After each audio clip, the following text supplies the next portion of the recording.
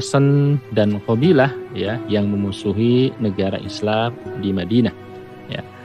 Rahmati Allah Subhanahu wa taala, kita tahu sebelumnya kita bahas ya dua pertemuan sebelumnya tentang perang Ahzab ya, perang Ahzab. Perang Ahzab ini adalah perang koalisi, yakni ketika Madinah ya atau negara Islam di Madinah itu dikepung ya oleh berbagai macam qabilah.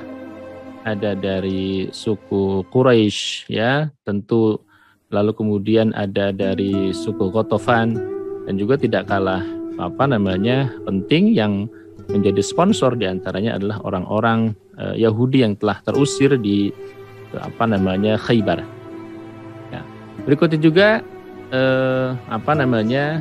ada qabilah Yahudi ya yang kemudian jelas-jelas ya berkhianat kepada Rasul Shallallahu Alaihi Wasallam, yakni Yahudi Bani Quraidah ya, yang ketika sebelumnya terikat perjanjian dengan Daulah Islam, tetapi karena bujuk rayu ya dari Huyai bin Akhtab ya, salah seorang tokoh Yahudi Bani Nadir yang telah terusir ke Khaybar ya, lalu kemudian Rasulullah Shallallahu Alaihi Wasallam juga menghukum dengan tegas ya orang-orang Yahudi Bani Quraidah ya, dengan hukuman yang luar biasa begitu, yang para laki-lakinya kemudian dihukum mati oleh Rasulullah Shallallahu Alaihi Wasallam, terutama tentu laki-laki yang sudah akil tadi ya. Nah, rahmati Allah Subhanahu wa taala, apakah hanya Yahudi Bani Quraidah yang kemudian dikenakan sanksi hukuman oleh Rasulullah Shallallahu Alaihi Wasallam? Ternyata tidak. Ada beberapa qabilah yang karena keterlibatannya dalam perang Ahzab atau perang Khandaq ya pada saat itu, dan juga beberapa qabilah yang diberikan sanksi ya bukan karena sebab perang bergabung dalam perang Ahzab, tetapi karena memang betul-betul permusuhannya terhadap negara Islam. Nah, insyaallah pada kesempatan kali ini kita akan bahas ya apa dan bagaimana atau siapa saja yang diberikan sanksi ya oleh Rasulullah Muhammad sallallahu alaihi wasallam. Yang pertama, rahmati Allah Subhanahu wa taala, Rasul sallallahu alaihi wasallam menetapkan hukuman mati bagi salah seorang tokoh Yahudi ya, yakni Salam bin Abil Huqaiq ya, atau dikenal dengan Abu Rafi' ya, Abu Rafi'. Rahmati Allah Subhanahu wa taala, ternyata yang menjadi promotor dan provokator perang Ahzab yaitu bukan hanya Huyai ibn Akhtab ya, bukan hanya Huyai ibn Akhtab ya, yang kemudian pada perang Bani Quraidah dihukum mati oleh Rasulullah sallallahu alaihi wasallam. Tetapi ada juga orang yang bernama Salam bin Abil Huqaiq ya, atau kemudian disebut dengan Abu Rafi'. Jadi termasuk orang yang memprovokasi ya, mendanai, mensponsori pasukan sekutu, pasukan Ahzab yang terdiri dari Quraisy ya, suku Ghatafan dan beberapa suku-suku yang lain yang ini untuk memerangi Rasul sallallahu alaihi wasallam ya. Abu Rafi' juga dia sering menyakiti Rasul sallallahu alaihi wasallam dan membantu orang-orang lain atau pihak lain yang melakukan permusuhan terhadap Nabi sallallahu alaihi wasallam. Jadi bukan dia secara langsung, tapi juga kemudian dia mensponsori, mendukung siapapun yang memusuhi Islam, terutama Rasul sallallahu alaihi wasallam.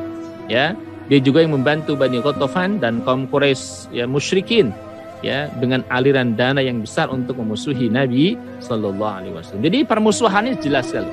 Ya, permusuhannya sangat jelas ini orang yang bernama Salam bin Abil Huqaiq atau kemudian disebut dengan Abu Rafi'. Nah, dia adalah tokoh Yahudi. Ya, tokoh Yahudi yang kemudian tempat tinggalnya setelah diusir oleh Rasulullah SAW berada di Khaybar, ya, berada di Khaybar. Nah, terus kan rahmati Allah Subhanahu wa taala. Nah, setelah kaum muslimin dan Rasulullah SAW berhasil menghukum Bani Quraidah, kita tahu ya, beberapa saat bahkan ketika Rasulullah SAW pulang tuh dari perang Ahzab, Rasul baru istirahat sejenak, ya, menggantungkan senjata, mandi, lalu kemudian datang malaikat, ya, datang malaikat. Ini ya, kira-kira ringkasnya kata malaikat itu, ya, ini belum selesai perangnya, ya, sambil kemudian malaikat menunjuk ke salah satu tempat yang itu merujuk kepada Bani Quraidah, ya. Artinya apa? Artinya malaikat membawa pesan kepada Rasul Shallallahu Alaihi Wasallam bahwa ada suku yang harus dihukum, ya karena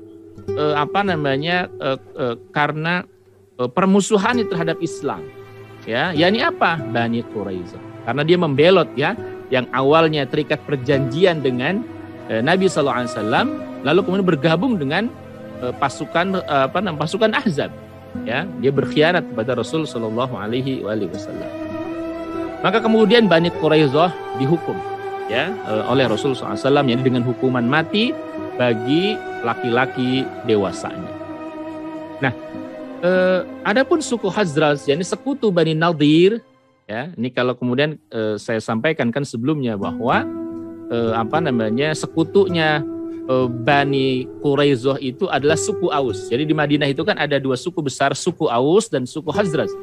Yang masing-masing suku ini dia berkoalisi, berpartner dengan orang-orang Yahudi gitu. Nah, orang-orang Aus itu berpartnernya dengan Yahudi Bani Quraizah. Nah, sementara orang-orang suku Khazraj itu berpartnernya, bermitranya dengan siapa? Dengan kemudian orang-orang Yahudi Bani Nadir diantaranya. Nah, ini orang-orang suku Khazraj, ya, sahabat Nabi tentunya, sahabat Nabi SAW itu mengungkapkan keinginannya untuk mendapatkan kehormatan membunuh orang yang bernama Abu Rafi, menghukum orang yang bernama Abu Rafi. Bagaimana dulu suku Aus, ya, telah mendapatkan juga kehormatan dari Rasulullah SAW untuk membunuh orang yang bernama Ka'ab bin al-Ashraf. Ya, ini pernah kita bahas sebelumnya, ya. Jadi Ka'ab bin al-Ashraf ini sama dia, ya, seperti halnya Abu Rafi. Dia menampakkan permusuhan yang sangat besar terhadap Islam, kaum muslimin, bahkan dia datang sendiri ke Mekah, ya, untuk memprovokasi untuk menyerang Islam, ya, itu Ka'ab bin al-Ashraf. Lalu kemudian Rasul SAW mulai beberapa orang sahabat, ya, dari suku Aus, ya, itu mendapatkan kehormatan dari Rasul SAW untuk menghukum mati orang yang bernama Ka'ab bin al-Ashraf. Nah, orang-orang suku Khazraj ini ingin juga dapat kehormatan itu, gitu.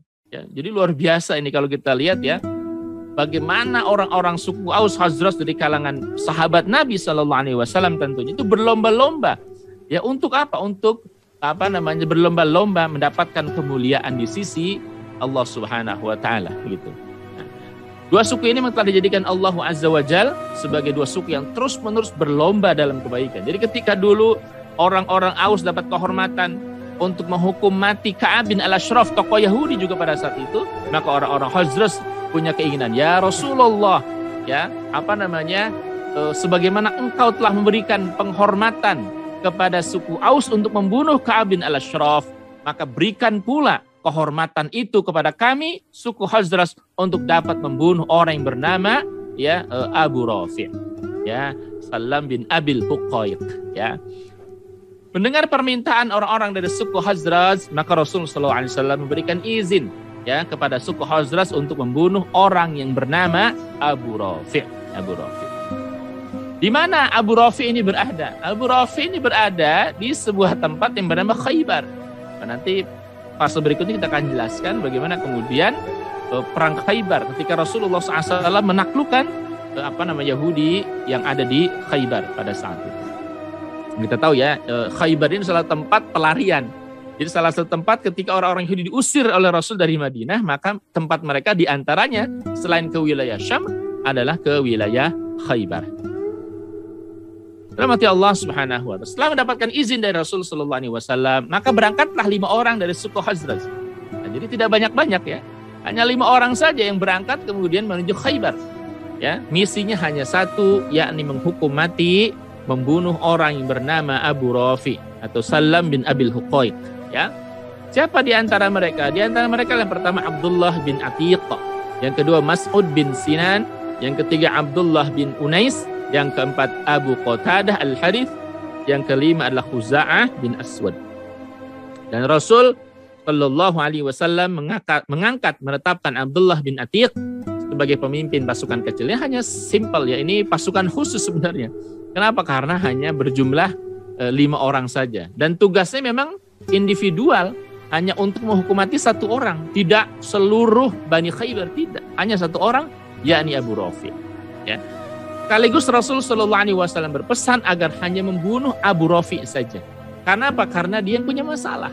Karena Abu Rafi yang kemudian dia punya problem, punya masalah, dia yang memusuhi Islam, ya, dan juga agar tidak membunuh para wanita dan juga apalagi membunuh anak-anak mereka. Ini kalau kemudian kita lihat ini Madinah, ini Khaybar, jadi sejarak sekitar 169 km, ya. Kalau ditempuh dengan kendaraan mobil itu sekitar 1 jam lebih atau hampir 2 jam, ya, tidak kurang lah dari 2 jam. Ini daerah yang bernama Khaybar. Ya. Jadi berjalan tuh 5 orang, ya, untuk mencapai misi, untuk melaksanakan satu misi menghukum orang yang bernama Abu Rafi yang kemudian memang telah nyata-nyata memusuhi Islam, ya, dan kaum muslim. Ketika matahari sudah mulai terbenam, ya, jadi mereka menunggu momentum. Ya, 5 orang ini menunggu momentum ketika tibanya malam hari. Dan kemudian penduduk Khaybar telah kembali ke dalam benteng. Jadi mereka biasa orang-orang Yahudi itu pemukimannya pasti selalu ada benteng menggunakan benteng. Ya. Nah, ketika orang-orang sudah mulai masuk yang dari kebun, yang dari pekerjaan, dari aktivitas di luar masuk ke dalam benteng, maka kemudian 5 orang ini menyelinap masuk ke dalam benteng. Ya, setelah penduduk Khaybar mulai masuk ke dalam rumah masing-masing, maka mereka mulai mendekati rumahnya Salam bin Abil Huqaiq atau Abu Rafi'. Nah, jadi kemudian dia setelah sebelumnya tentu mencari informasi, ya, di mana orang yang bernama Abu Rafi'. Tentu karena Abu Rafi' ini orang yang terpandang, maka rumahnya pun sangat mudah untuk diketahui, ya, dan orang pasti dengan sangat mudah untuk mengenal, ya, Abu Rafi' gitu. Jadi Abu Rafi' ini tokoh yang sangat terkenal, ya, salah seorang pemimpin di Khaybar, ya, dan juga kemudian, ya, dia orang yang sangat kaya raya, ya, dan juga apa? Dan juga dalam tanda petik dia dermawan juga gitu, ya, sering kemudian memberikan sesuatu kepada orang lain sehingga kemudian mudah dikenal orang yang bernama Abu Rafi' ini. Dan rahmati Allah Subhanahu wa taala. Mereka menunggu hingga tiba matahari, tiba malam hari, ya, untuk mendekati rumahnya Salam bin Abil Huqaiq atau Abu Rafi'. Untuk diketahui rahmati Allah, Abu Rafi' ini karena kekayaannya sering membantu orang lain, ya, jadi sering ngasih sesuatu, membantu orang lain begitu, ya. Maka ketika Abdullah, ya, ini salah seorang dari 5 orang tim, ya, khusus ini meminta izin masuk, ya, bertamu ke rumahnya Abu Rafi', maka istrinya nggak menaruh kecurigaan, ya. Ketika ditanya di mana rumahnya Abu Rafi', lalu kemudian izin untuk kemudian menemui Abu Rafi', ya. Jadi salah satu strateginya mereka begitu, ya. Setelah ditanya oleh istrinya, siapa kalian? Mereka menjawab, kami ini orang-orang Arab yang sedang mencari makan.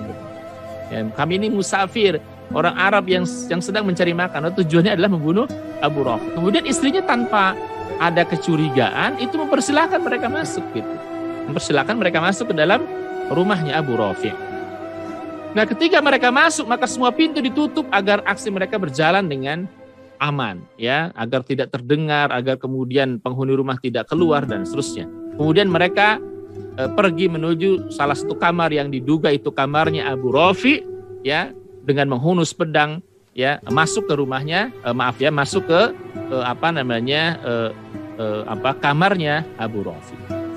Nah, sementara itu Abu Rafi' berada di kamar yang sangat gelap. Ya, untung saja, ya, dikisahkan dalam beberapa kitab sirah itu Abu Rafi' itu badannya putih, gitu, terlihat di antara ruangan yang gelap, ya, ternyata Abu Rafi' itu terlihat oleh sahabat Nabi SAW yang ditugasi untuk membunuhnya Abu Rafi' ini, ya. Maka ketika istrinya Abu Rafi' berteriak karena memang diketahui bahwa orang tersebut ini punya niat untuk membunuhnya suaminya Abu Rafi', ya, maka istrinya Abu Rafi' berteriak, ya. Hampir saja tuh, ya, sebagian sahabat yang lain tuh mengayunkan pedang kepada siapa? Istrinya Abu Rafi' untuk membunuhnya, tapi mereka ingat pesan Rasul sallallahu alaihi wasallam. Apa pesannya? Ya, pesannya hanya membunuh Abu Rafi', tidak membunuh wanita dan tidak apalagi membunuh anak-anak. Maka niat itu diurungkan.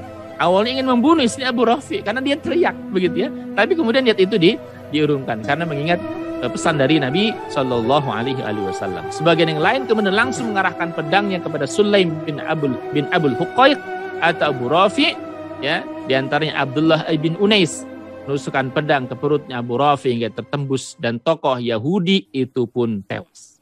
Nah, jadi misi, ya, Abdullah bin Atiq dan kawan-kawan, ya, itu kemudian berhasil, setelah kemudian diketahui Abu Rafi itu kemudian tewas.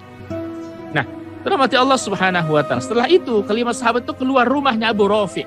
Ya, keluar rumah. Kita tahu ya, orang Yahudi itu punya benteng-benteng. Nah, Abdullah bin Atik ya, yang kemudian kurang baik penglihatannya itu kemudian menginjakkan tangga dan kemudian jatuh serta kakinya patah gitu. Ya. Abdullah bin Atik ya, jatuh dari tangga, kakinya patah. Kemudian keempat sahabat yang lain itu kemudian menggotong Abdullah bin Atik sehingga kemudian tiba di manhar. Manhar itu tempat masuknya air ke dalam benteng. Ya, maka itu digunakan ya. Jadi mereka kemudian berlima itu kemudian masuk ke dalam manhar ya, hingga kemudian dapat bisa keluar dari benteng Khaybar. Jadi mereka sudah mencermati sebelumnya dari mana mereka masuk, dari mana mereka keluar begitu ya, agar misi ini berjalan dengan baik. Karena kalau kemudian mereka lewat benteng utama pasti sudah kemudian diketahui ya oleh orang-orang Yahudi yang lain. Maka kemudian mereka keluar melalui jalur masuknya air tersebut dan keluar dari benteng. Terus kalian rahmati Allah Subhanahu wa taala. Tapi mereka ya yang luar biasanya itu tidak buru-buru pulang ke Madinah. Mereka bersembunyi dulu memastikan betulkah Abu Rafi itu mati gitu. Betulkah Abu Rafi itu sudah mati? Karena biasanya orang-orang Yahudi itu ketika ada siapa yang mati, apalagi tokoh mereka yang mati diumumkan ya di atas benteng untuk diketahui oleh seluruh penduduk benteng tadi gitu ya. Nah, mungkin ada yang kalau istilah kita ada yang takziah dan seterusnya gitu ya, diumumkan. Jadi mereka itu tidak langsung kemudian pulang ke Madinah. Mereka berlima tidak segera kembali ke Madinah hingga terdengar dari arah benteng yang menyampaikan kematian tokoh mereka kepada seluruh Yahudi di Khaybar. Ya, kalau istilah kita mungkin inna lillahi wa inna ilaihi raji'un ya. Mereka mengabarkan tuh ya telah mati, telah meninggal dunia Salam bin Abil Huqaiq ya, atau Abu Rafi dan seterusnya. Jadi mereka mendengar pengumuman dari benteng, oh betul Abu Rafi sudah mati. Nah, setelah yakin betul mereka ya Abu Rafi sudah mati, baru mereka pulang ke Madinah gitu. Jadi mereka betul-betul ingin memastikan tugasnya tuntas. Jangan sampai kemudian mereka lapor kepada Rasul, ya Rasul, kami sudah membunuh Abu Rafi, tapi ternyata Abu Rafi masih hidup gitu ya. Kenapa? Karena kejadiannya waktu itu mereka juga ragu dalam kamar yang sangat gelap. Ya, dalam kamar yang sangat gelap gitu. Jadi jangan-jangan Abu Rafi belum mati, kira-kira begitu. Maka setiba di Madinah dan bertemu dengan Nabi Shallallahu Alaihi Wasallam, ya Abdullah bin Atik mengabarkan apa yang terjadi, termasuk yang dia Rasulullah, kami telah menuntaskan tugas kami. Abu Rafi telah mati, telah diumumkan ya dari arah benteng, ya untuk memastikan bahwa Abu Rafi telah mati. Dan Abdullah bin Atik kemudian mengabarkan kepada Rasulullah SAW, ya Rasulullah, tapi ini kaki saya patah ya Rasulullah. Setelah kemudian saya menurungi tangganya rapuh, kaki saya kemudian saya terjatuh dan kaki saya patah. Maka apa kata Rasulullah SAW? Beliau bersabda, luruskan kakimu, ya. Kata Nabi SAW. Kemudian Nabi SAW mengusapnya, ya hingga kemudian kakinya Abdullah ibn Atik itu sembuh sempurna sampai kemudian dia bisa lompat, ya. Setelah sebelumnya itu kemudian digotong oleh sahabat Nabi SAW yang lain, begitu ya. Untuk kemudian pulang ke Madinah, ya tentu dengan menggunakan kendaraan yang kemudian disimpan sebelumnya. Nah, peristiwa ini terjadi pada bulan Dzulqa'dah atau ada yang mengatakan bulan Dzulhijjah tahun ke-5 Hijriah. Ini berapa saat setelah perang Khandaq atau berapa saat setelah terjadinya perang Ahzab. Nah, baik ya. Nah, itu di antara hukuman ya bagi tokoh Yahudi ya yang menjadi provokator sekaligus promotor ya untuk memusuhi Rasulullah SAW, menyerang kota Madinah, memberikan sponsor kepada suku-suku yang ingin menyerang Madinah pada saat itu. Maka terbunuhlah orang yang bernama Salam bin Abil Huqaiq atau yang dikenal dengan Abu Rafi'. Baik ya, terus kalian dirahmati Allah Subhanahu wa taala. Nah, apa hikmah hukuman bagi musuh-musuh Islam? Yang pertama, dirahmati Allah, dalam Islam, orang yang memusuhi Islam, memusuhi Nabi SAW, terlebih melakukan langkah yang nyata-nyata memerangi Islam, jelas secara fisik menyerang Islam. Ya, apa yang dilakukan oleh Abu Rafi jelas ya, dia mendanai, memprovokasi sampai kemudian terjadi aksi berkumpulnya 10.000 orang. Ya, ini bukan main-main dan menyerang Madinah. Bayangkan kalau Rasul Shallallahu Alaihi Wasallam tidak menggunakan strategi Khandaq, mungkin Madinah ya sudah sudah hancur lebur dikepung oleh 10.000 orang begitu.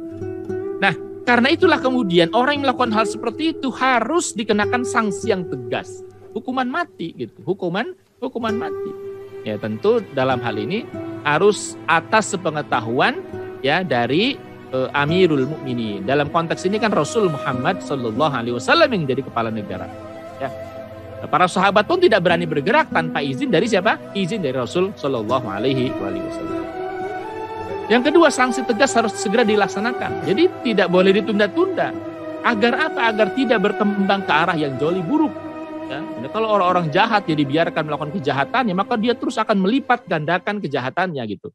Ya, kalau dibiarkan, maka Rasulullah SAW ketika sahabat suku Khazraj ya dari sahabat Nabi SAW meminta izin, ya Rasulullah, ya berikan kehormatan kepada kami untuk membunuh Salam bin Abil Huqaiq. Maka Rasul silakan, gitu ya. Jadi tidak menunda-nunda, memberikan kesempatan itu kepada sahabat untuk melaksanakan tugasnya. Dan yang ketiga, ya ini yang luar biasa patut dicontoh adalah para sahabat Nabi SAW, suku Aus, suku Khazraj. Ini mereka yang berlomba-lomba untuk mendapatkan kemuliaan, berkorban demi Islam dan Rasul Sallallahu Alaihi Wasallam. Kalau dulu mereka berlomba-lomba dalam hal keburukan ya, saling berperang satu sama yang lain.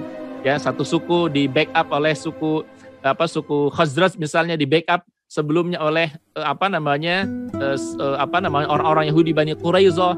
Lalu kemudian Yahudi Bani Nadir membackup orang-orang suku Aus begitu ya. Nah, sekarang mereka berlomba-lomba untuk bahkan menghukum sekutu-sekutu mereka dalam kekafiran. Bahkan mereka berlomba-lomba untuk menghukum sekutu-sekutu mereka ya dalam kemusyrikan ya sebelum mereka memeluk agama Islam. Nah, itu. Jadi itu yang patut dicontoh ya oleh kita ya, bahwa orang itu ketika sudah hijrah ya, kalau dulu dia berkorban demi berhala, berkorban demi kemusyrikan, setelah dia masuk Islam maka dia berkorban demi Islam ya. Ini luar biasa hal yang patut dicontoh dari orang-orang suku Aus dan orang-orang suku Khazraj. Terus kalian dirahmati Allah Subhanahu wa taala. Yang kedua adalah ekspedisi pasukan Muhammad ibn Maslamah. Ya, Muhammad ibn Maslamah. Nabi Muhammad SAW mengutus Muhammad bin Maslamah bersama dengan 30 orang pasukan berkuda untuk menyerang suku Qurata. Mereka ini berasal dari Bani Bakr bin Kilab. Ya, suku ini juga terlibat dalam pasukan Ahzab memerangi umat Islam, walaupun jumlah mereka tidak sebanyak suku Ghatafan. Suku Ghatafan itu hampir sekitar 4.000 orang. Nah, ini ada beberapa suku-suku kecil nih, ya, yang terlibat untuk memerangi Madinah, termasuk diantaranya adalah dari Bani Bakr bin Kilab, ya, dari suku Qurata, ya. Dia kemudian berpartisipasi tuh untuk menyerang Madinah. Maka Rasul ya Sallallahu Alaihi Wasallam mengutus sahabat mulia Muhammad bin Maslamah bersama dengan 30 orang pasukan berkuda. Jadi ingat ya, ini pasukan simpel ya, tapi pasukan elit yang dikirim. Sebelumnya ke Khaybar, ya, ke Khaybar Rasul hanya mengutus 5 orang saja, ya. Lalu kemudian nih ke Bani Bakar bin Kilab, Rasul hanya mengutus 30 orang saja, ya, hanya 30 orang dipimpin oleh Muhammad ibn Maslamah. Ini terjadi pada tanggal 10 Muharram tahun ke-6 Hijriah. Ini sudah mulai nyebrang tahun ya. Kalau sebelumnya masih tahun ke-5 Hijriah, ya ini sudah mulai menyeberang ke Muharram tahun ke-6 Hijriah. Nah, terus kalian dirahmati Allah Subhanahu wa taala. Nah, satuan perang ini bergerak ke arah Qurata di wilayah Dariyah di Najd. Ya, di Najd ini kalau sekarang ya daerah ya sekitar Riyadh ya, itu daerah Najd sana.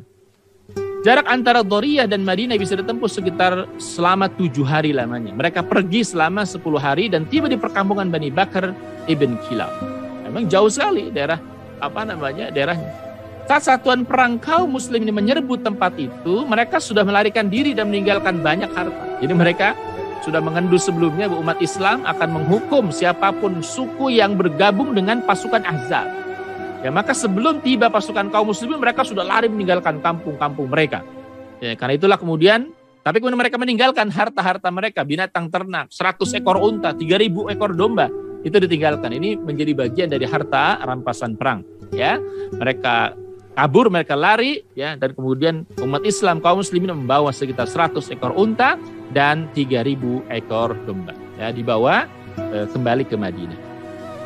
Nah, ini daerah Najd ya. Jadi ini Hijaz, ini kenal dengan Hijaz, itu termasuk Mekah, Madinah, ini Hijaz yang warna hijau. Sementara di sebelah kanannya ini daerah Najd, diantaranya adalah Madinah, Riyadh dan beberapa daerah yang lain. Ini peta sebelum sebelum saat ini tentunya ya. Nah, itu rahmati Allah Subhanahu wa taala. Di tengah perjalanan, ini menarik, di tengah perjalanan pulang ke Madinah, ya, itu mereka menangkap sekelompok kecil orang yang disangka itu berasal dari Bani Bakar bin Kilab, suku yang tadi suku yang tadi didatangi oleh Muhammad bin Maslamah lalu kabur gitu. Nah, disangkanya mereka itu adalah orang dari Bani Bakar bin Kilab, maka kemudian ditangkap, ditawan gitu. Ya. Padahal mereka ini adalah salah seorang di antara mereka adalah pemimpin Bani Hanifah, ya, penguasa daerah Yamamah. Ini raja Yamamah ini, ya, raja Yamamah gitu. Jadi termasuk juga saat ini masih dalam wilayah Najd gitu. Pasukan ini menawannya sementara mereka tidak mengenal siapa orang ini gitu, ya. Pasukan ini membawanya ke Madinah, mengikatnya di salah satu tiang masjid, menunggu Rasulullah SAW yang akan menetapkan keputusannya. Jadi mereka itu nggak ngerti siapa yang ditawan, itu nggak ngerti. Ya, padahal yang ditawan itu adalah ya orang yang sangat berpengaruh, ya, Raja Yamamah. Sangat berpengaruh ya orang tersebut. Diikatlah di tiang masjid sampai kemudian ketika Rasulullah SAW hendak melakukan sholat, melihat gitu, ya. Ketika Nabi SAW pergi ke masjid, beliau melihat Sumamah. Ya, ini orang ini bernama Sumamah ibn Utsal al-Hanafi. Ya, yang lagi ini Sumamah bin Utsal al-Hanafi diikat di tiang masjid. Rasul kemudian kaget gitu melihat ada Raja Yamamah. Ya, Raja Yamamah diikat di tiang masjid. Gitu. Rasul bertanya, ya, ini kalian tahu nggak siapa dia gitu? Yang kalian ikat ini siapa dia gitu? Kata mereka, nggak tahu ya Rasulullah. Tidak ya Rasulullah, saya nggak tahu. Kami nggak tahu ya. Kata Rasulullah SAW mengatakan, ya, ini Sumamah bin Utsal al-Hanafi, Raja Yamamah. Kata Nabi, tawanlah dia dengan baik. Gitu ya. Ya, Rasulullah SAW mengatakan kepada sahabat, ini Sumamah ibn Utsal al-Hanafi, Raja Yamamah ini. Ya, tawanlah dia dengan baik, kata Rasulullah SAW. Ya, tawanlah dia dengan baik. Nah, ini kalau sekarang ya, Yamamah ini di sekitaran sini. Ya, ini kita lihat ini Yathrib, Madinah. Jadi mereka kemudian melakukan upaya untuk tadi menyerang suku Bani Bakar ya ke sekitar wilayah Najd, dan pulangnya kemudian mereka bertemu dengan siapa? Dengan Sumamah bin Utsal al-Hanafi yang mereka hendak pergi ke Mekah di sini untuk melakukan ibadah umroh gitu. Jadi dia berangkat ke Mekah untuk melaksanakan umroh, di tengah jalan ditangkap oleh pasukannya Muhammad ibn Maslamah gitu ya. Lalu kemudian diikat di tiang masjid. Nah, ketika Rasulullah SAW mengatakan, siapa orang ini, kalian tahu? Nggak tahu ya Rasulullah. Ini adalah Raja Yamamah, ya, Raja Yamamah. Tawanlah dengan dia. Dan Rasul pun demikian. Dia pulang, Rasulullah SAW pulang ke rumah, ya, lalu mengatakan kepada istri beliau Sallallahu Alaihi Wasallam, bersabda, kumpulkanlah makanan yang lezat yang kalian miliki dan hidangkanlah kepada Sumamah ibn Utsal al-Hanafi. Jadi Rasul betul-betul menspesialkan ya orang ini, walaupun dia tawanan, ya, tapi karena dia punya kedudukan yang tinggi, ya, tentu Rasul berupaya untuk memikat hatinya Sumamah bin Utsal al-Hanafi. Kemudian Nabi SAW merintahkan agar unta beliau diperah tuh susunya di pagi hari dan sore hari, lalu susunya sengaja dihidangkan secara fresh ya, ketika kemudian diperah pagi hari lalu disuguhkan kepada Sumamah, diperah sore hari langsung disuguhkan kepada Sumamah. Luar biasa. Hal itu dilakukan Rasulullah SAW sebelum Rasul bertemu dengan Sumamah. Jadi ketika sebelum mau berangkat ke masjid, ya, sudah ada orang yang mengirim susu tadi. Dikirim ke Sumamah, ya, disuguhkan kepada Sumamah, lalu baru Rasul berangkat ke masjid. Ya, jadi bukan Rasul yang menghidangkan, tapi ada orang yang disuruh Nabi SAW menghidangkan susu tersebut, ya, makanan yang enak-enak, yang lezat-lezat, baru Rasul menemui Sumamah ibn Utsal al-Hanafi.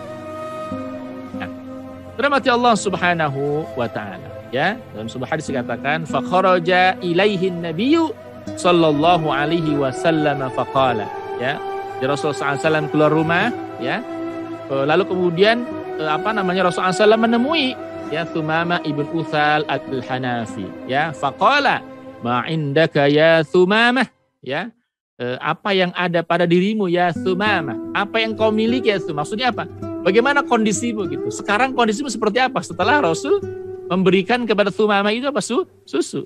Ya, ma indaka ya Thumamah. Maka kemudian Thumamah menjawab, faqala indi khairun ya Muhammad, in taqtulni taqtul damin, wa in tun'im ala syakirin, wa in kunta turidul mala fas'al minhu ma syi'ta. Nah, ini jawaban pejabat ya, jawaban raja itu gitu. Bagaimana kondisimu sekarang ya Thumamah? Gitu. Maksudnya Rasul ingin memastikan setelah dikasih susu bagaimana gitu.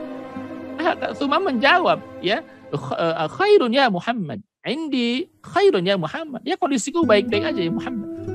Ya, lalu kemudian dilanjutkan, in taqtulni taqtul damin.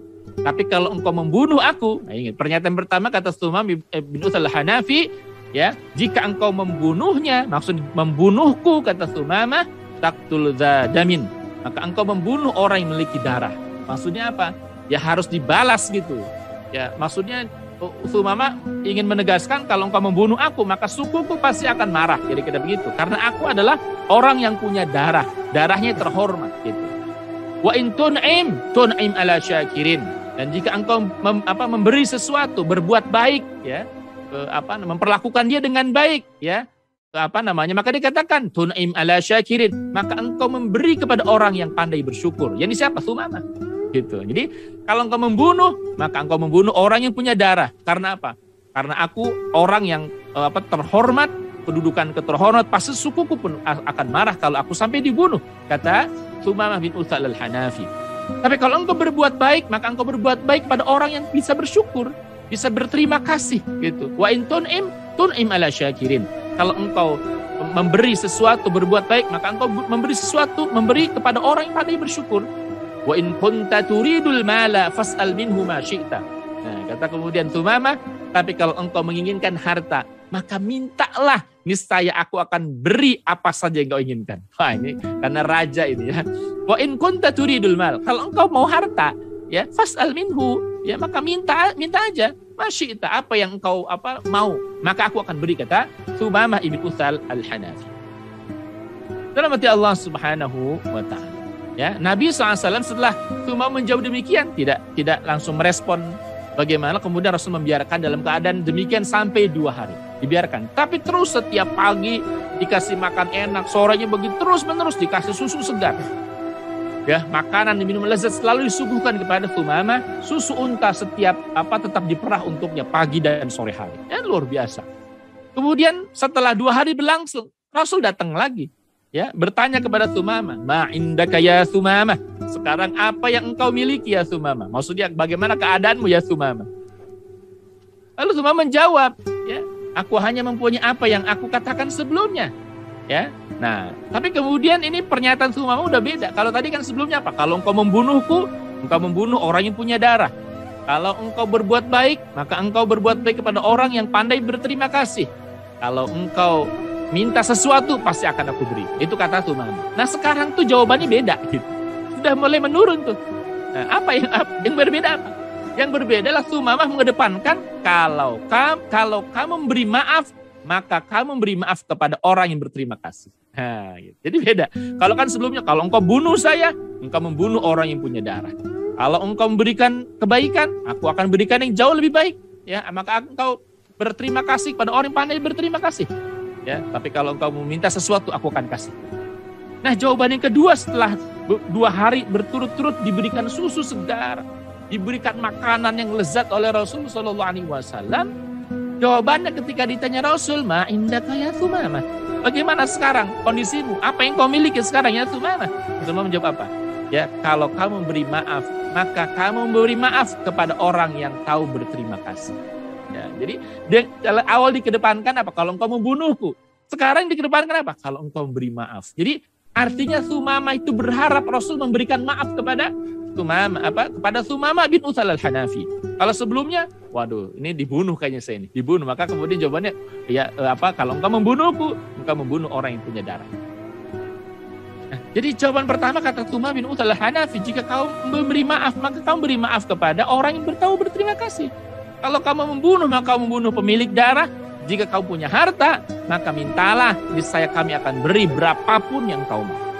Kita tahu ya, daerah Yamamah ini pada saat itu daerah yang sangat kaya, subur akan gandum.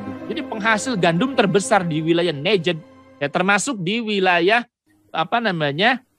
sekitarnya, sekitar Najd itu adalah daerah Yamamah, gitu. Daerah Yamamah gitu. Maka kemudian Raja Yamamah juga termasuk orang yang sangat kaya raya tentunya gitu. Nah itu mati Allah. Lalu kemudian Nabi meninggalkan, udah tidak merespon lagi. Ya di hari berikutnya Nabi datang lagi kepadanya. Luar biasa. Beliau bertanya kepada Thumamah. Ma indaka ya Thumamah. Ini pertanyaan yang ketiga yang diajukan Rasulullah SAW. Ma indaka ya Thumamah. Ya. Maka dia menjawab, aku memiliki apa yang telah aku katakan sebelumnya. Kalau engkau memberi maaf, maka kamu beri maaf pada orang yang tahu berterima kasih. Jika kamu membunuh, maka kamu bunuh pemilik darah. Jika kamu menginginkan harta, maka mintalah. Niscaya kami akan memberi apa saja yang kamu mau, kata Thumamah ibn Utsal al-Hanafi. Maka keputusan Rasul ini mengejutkan Thumamah. Keputusan Nabi SAW ini mengejutkan Thumamah. Rasulullah SAW melihat kepada para sahabat yang ada di sekitar Thumamah ibn Utsal al-Hanafi. Apa kata Nabi SAW? Lepaskan Thumamah, lepaskan dia. Ya, lalu kemudian para sahabat membuka ikatannya dan melepaskan Thumamah. Ya, ini sama sekali tidak diprediksi oleh Thumamah. Mungkin dipikir oleh Thumamah dia bakal dihukum. Mungkin dipikir oleh Thumamah Rasul mungkin ingin minta tebusan. Mungkin dipikir oleh Thumamah Rasul akan apa gitu. Tapi apa yang lakukan Rasul itu di luar prediksinya Thumamah. Apa? Lepaskan Thumamah. Lalu kemudian para sahabat ya udah melepaskan Thumamah gitu. Masya Allah. Thumamah lalu meninggalkan masjid Rasulullah SAW, meninggalkan Masjid Nabawi, lalu kemudian dia berlalu dan tiba di sebuah kebun kurma di pinggir Madinah dekat Baqi. Ya, sekarang di dekat pemakaman Baqi, dulu itu tumbuh banyak subur pohon-pohon kurma di sana. Ya, yang ada mata airnya di situ. Thumamah menghentikan kendaraannya di sana, dia bersuci dengan menggunakan airnya secara baik. Kemudian dia tidak melanjutkan jalannya, dia meninggalkan Madinah tidak, tapi malah dia balik lagi menuju Masjid Nabawi.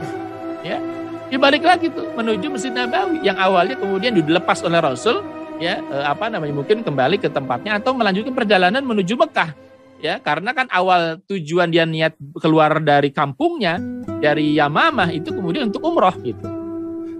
Nah, kemudian balik lagi ke Masjid Nabawi karena tidak jauh kan dari Baqi ke Nabawi. Begitu dia tiba di masjid, dia berdiri di hadapan sekumpulan para sahabat Nabi SAW dan langsung mengucapkan syahadat. Apa? Asyhadu an la ilaha illallah wa asyhadu anna Muhammadar Rasulullah. Aku bersaksi bahwa tidak ada ilah yang berhak disembah selain Allah dan aku bersaksi bahwa Muhammad adalah hamba dan utusan Allah. Kaget kan semua sahabat, kaget. Thumamah Raja Yamamah ya yang kemudian sudah dilepas Rasulullah SAW balik lagi ya langsung mengucapkan syahadat. Ini luar biasa. Nah, rahmati Allah Subhanahu wa taala. Apa yang dilakukan oleh Thumamah tentu bukan tanpa sebab ya, melainkan apa? Karena perlakuan yang sangat baik dari Rasul Shallallahu Alaihi Wasallam, termasuk pada tawanan perang. Jadi Rasulullah SAW itu ketika kemudian terhadap tawanan perang apapun maka diperlakukan dengan sangat baik. Itulah adabnya tentu di dalam Islam. Thumamah mengatakan syahadat, ya menyatakan syahadat. Lalu kemudian Thumamah menemui Nabi SAW dan beliau mengatakan di hadapan Nabi Rasulullah SAW yang mulia. Apa kata Thumamah?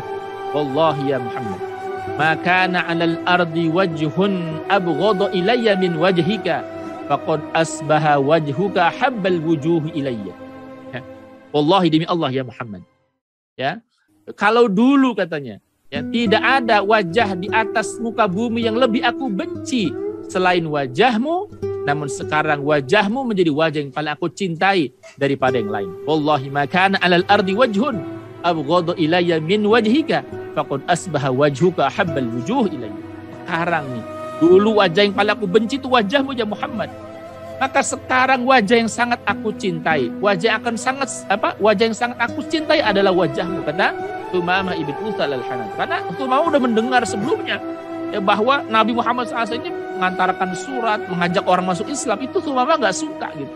Thumamah nggak suka gitu. Maka dikatakan dengan jujur di hadapan Rasulullah SAW, Wallah ya Muhammad, ma kana 'alal ardi wajhun abghadu ilayya min wajhika faqad asbaha wajhuka ahabbal wujuh ilayya.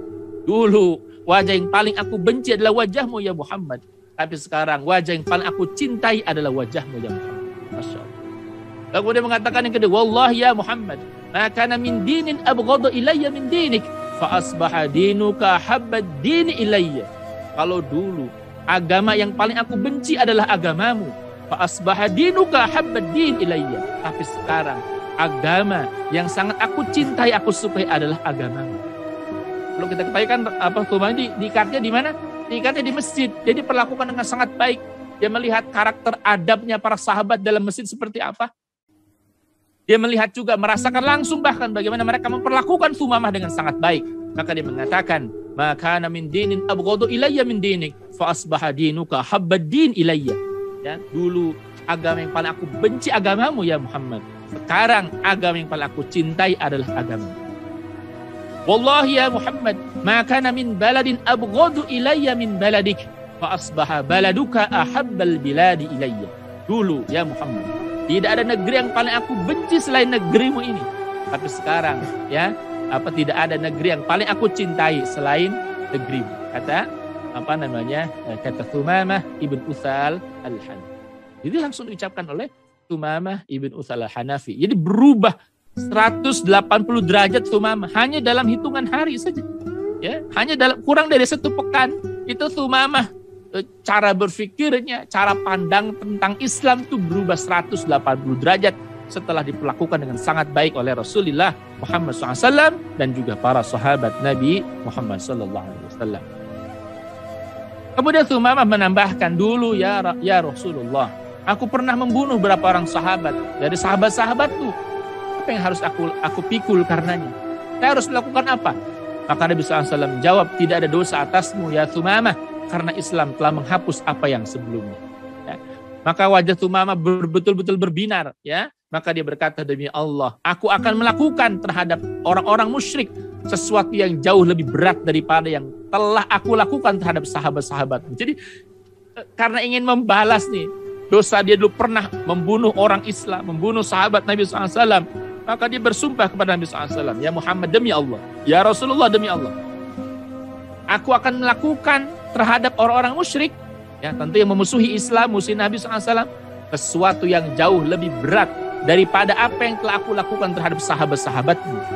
Aku meletakkan pedangku, jiwaku, dan orang-orangku demi membelamu dan membela agama. Luar biasa. Bayangin ya, Thumamah baru masuk Islam. Ingat ini, Thumamah baru masuk Islam, baru menyatakan syahadat, belum hitungan hari, belum. Saat itu mengatakan asyhadu alla ilaha illallah wa asyhadu anna Muhammadar Rasulullah. Tapi lihat komitmennya, apa katanya? Demi Allah, aku akan melakukan terhadap orang-orang musyrik sesuatu yang jauh lebih berat daripada apa yang telah aku lakukan terhadap sahabat-sahabatmu. Aku akan meletakkan pedangku, jiwaku, orang-orangku demi membelamu dan membela agamamu. Lihat komitmennya, Thumamah ibn Utsal al-Hanafi. Luar biasa, padahal baru masuk Islam. Jadi kita kadang-kadang dari kecil masuk Islam, komitmen kita tidak sebagaimana komitmennya Thumamah ibn Utsal al-Hanafi. Ini luar biasa. Ya. Rahmati Allah subhanahu wa ta'ala. Kemudian Thumamah berkata, ya Rasulullah, pasukanmu menangkapku pada saat aku hendak melaksanakan umroh. Jadi Thumamah keluar dari Yamamah, itu mau berangkat umroh. Di tengah jalan kan ada patrolinya siapa? Muhammad bin Maslamah. Nangkep ini karena dari Bani Bakar gitu ya. Musuhnya Islam. Ternyata kemudian ini adalah Thumamah bin Utsal al-Hanafi. Saya ini mau berangkat umroh ya Rasulullah, tapi ditangkap oleh pasukanmu. Ya. Terus sekarang apa yang harus saya lakukan? Nabi SAW menjawab, teruskan umrohmu. Namun umroh di atas syariah Allah dan Rasul.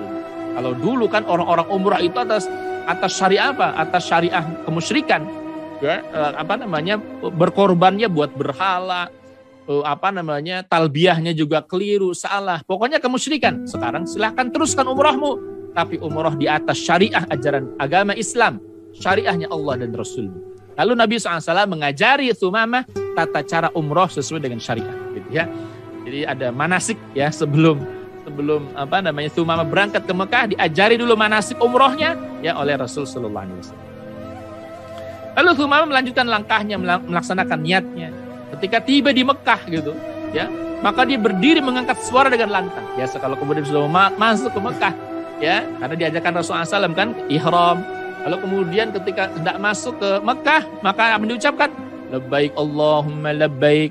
Labbaik la syarika laka labbaik innal hamda wan ni'mata laka wal mulk la syarika lak. Terus labbaik Allahumma labbaik labbaik la syarika laka labbaik innal hamda wan ni'mata laka wal mulk la syarika lak. Terus diulang-ulang oleh Thumamah bin Utsal al-Hanafi sampai kemudian orang-orang Mekah itu tahu ini kok orang talbiyahnya beda gitu. Talbiyahnya orang ini beda. Karena nanti saya jelaskan ya. Talbiyahnya orang-orang musyrik itu ya beda dengan talbiyahnya kita sekarang umat Islam. Ya.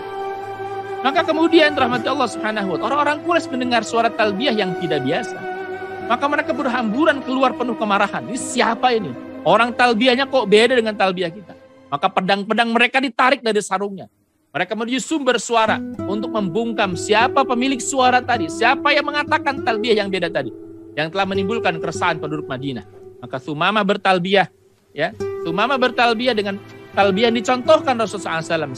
Sementara orang-orang Quraisy itu menambahkan talbiyahnya dengan kalimat begini, illa syarikan huwa laka tamlikuhu wa ma malak. Ya, jadi labbaik Allahumma labbaik dan seterusnya, tapi ditambahkan illa syarikan huwa lak tamlikuhu wa ma malak, kecuali sekutu bagimu. Jadi mereka tidak ada sekutu kecuali sekutu bagimu yang memang kau kuasai dan ia tidak menguasai. Maksudnya berhala-berhala itu gitu. Jadi kalau talbiyahnya orang-orang musyrik ada tambahan kecuali sekutu bagimu. Jadi ini kalimat kemusyrikan yang memang kau kuasai dan ia tidak menguasai. Nah, jadi itu mereka marah karena mendengar suara talbiyah yang berbeda ya dengan talbiyah yang biasa mereka lakukan. Rahmat Allah, ketika orang-orang mendatangi Thumamah, maka dia lebih meninggikan suaranya. Jadi ketika orang-orang ngepung tuh Thumamah, maka dia semakin meninggikan suara talbiyahnya. Labbaik Allahumma labbaik, labbaik la syarika laka labbaik. Penuh dengan kebanggaan tuh Thumamah. Ini mu'allaf ya, mu'allaf yang baru masuk Islam nih. Ya, labbaik Allahumma labbaik, labbaik la syarika laka labbaik. Semakin banyak orang berkumpul, semakin dia meninggikan suaranya. Beberapa anak-anak muda Quraisy yang nggak kenal siapa orang ini berniat melepaskan anak panah kepada Thumamah. Namun para pemuka Quraisy, tokoh-tokoh Quraisy mencegah, jangan, kalian nggak tahu siapa dia. Pemuka Quraisy ini mengatakan kepada orang-orang yang hendak melemparkan anak panah kepada Thumamah. Apa kata pemuka Quraisy? Celaka kalian. Apakah kalian tahu siapa orang ini? Dia adalah Thumamah bin Utsal, Raja Yamamah. Demi Allah katanya, kalau kalian mencelakainya, niscaya kaumnya akan memutuskan pengiriman gandum kepada kita. Akibatnya kita pasti akan mati kelaparan. Jadi mereka tahu Thumamah Raja Yamamah, pemilik produsen gandum terbesar sejazirah Arab pada saat itu. Ya, maka kemudian mereka mencegah, jangan, kalau kamu lukai sedikit saja orang ini, maka pasti kaumnya akan menghentikan pengiriman gandum kepada kita. Kalian akan mati kelaparan, kata siapa? Kata tokoh-tokoh Quraisy tadi. Ya. Rahmati Allah Subhanahu wa taala. Kemudian tokoh-tokoh Quraisy mendekati Thumamah. Setelah mereka masukkan pedang-pedang ke dalam sarung masing-masing, ya, berkata baik-baik kepada Thumamah. Wahai Thumamah, ada apa gerangan? Wahai Thumamah, apakah kamu telah menjadi sobi? Ini sobi itu agama lain ya, selain agama yang dipeluk orang-orang Yahudi, dan meninggalkan agamamu dan agama leluhurmu.